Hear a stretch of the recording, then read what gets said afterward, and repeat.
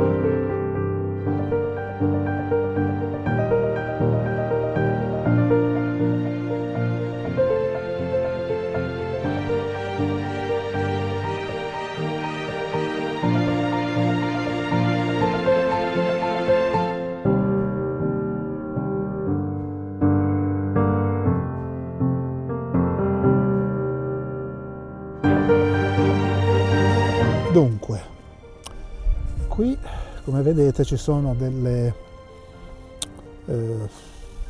pezzi che sono rimasti di passerelle, di strutture che sono un po' sparpagliate per tutto il cratere.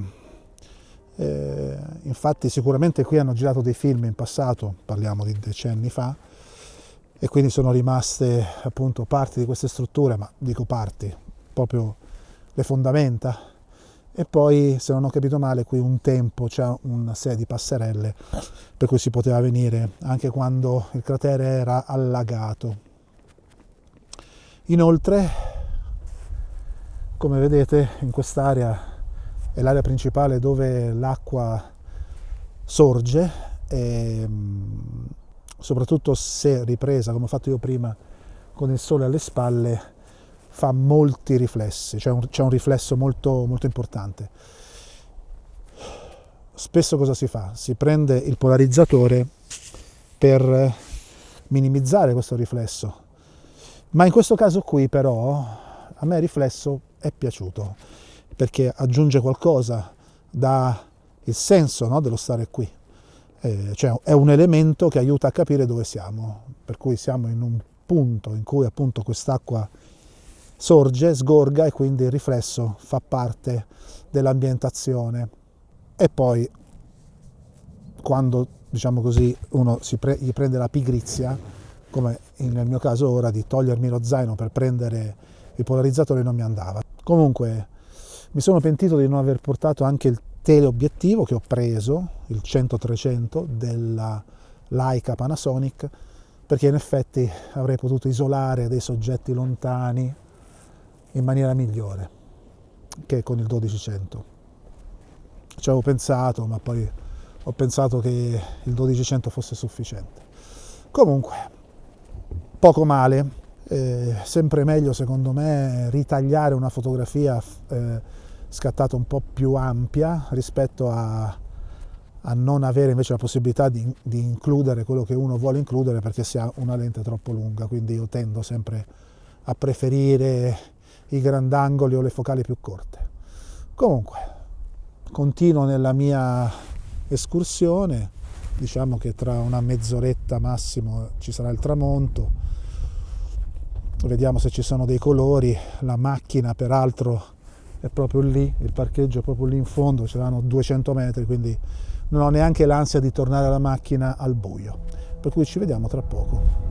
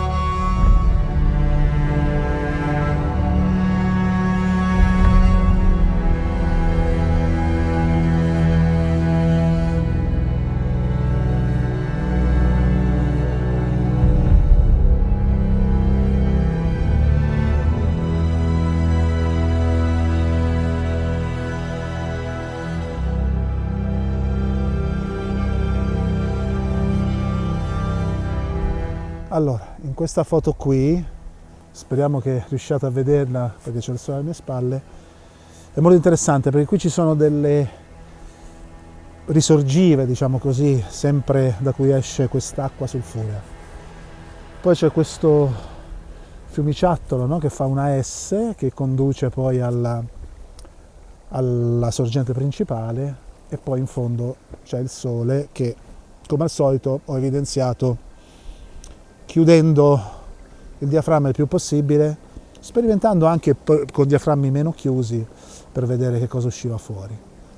Una delle tante foto più o meno interessanti scattate oggi.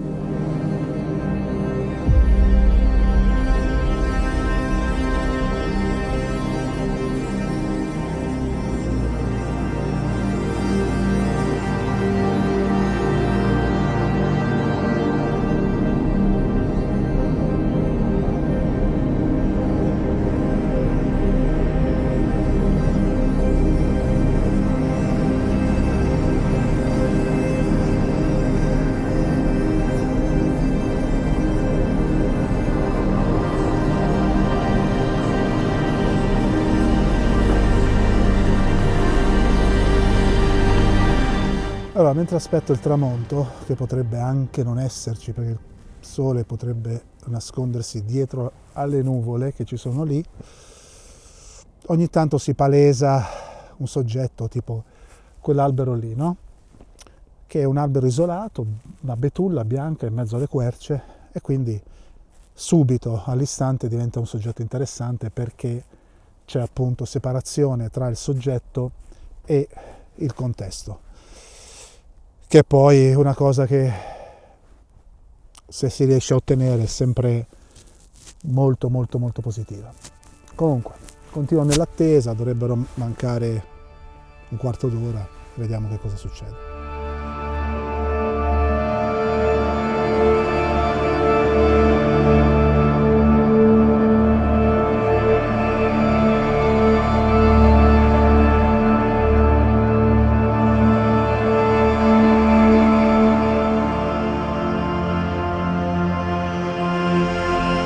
anche se lo sto riprendendo un po' prima della fine reale, perché non mi piace tornare alla macchina nell'oscurità e dover anche parlare. Diciamo che l'escursione di oggi termina qui.